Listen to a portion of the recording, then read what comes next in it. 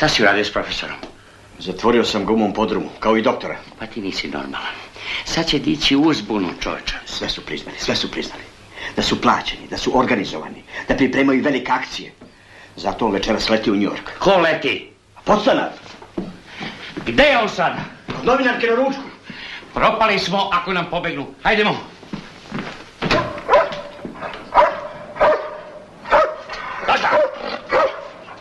Odakle vi u Beogradu? Doputovali smo da vas pitamo treba li vam pomoć. Kakva pomoć? Čuli smo da imate neki problema. A ništa naročito. Žurimo, objasnit ću vam usput. Ajde.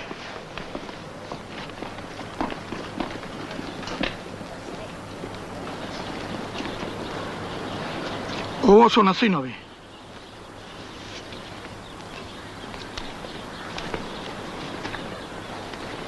Hajdemo.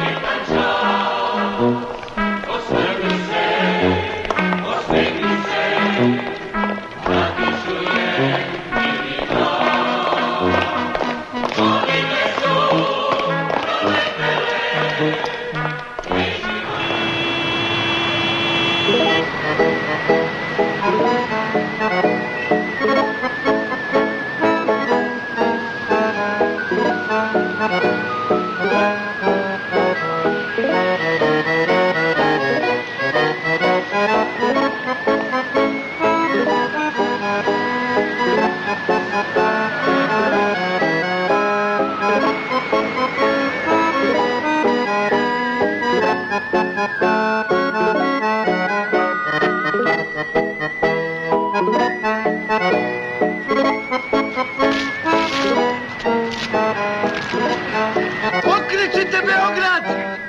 Okrećite Beograd! Okrećite Beograd!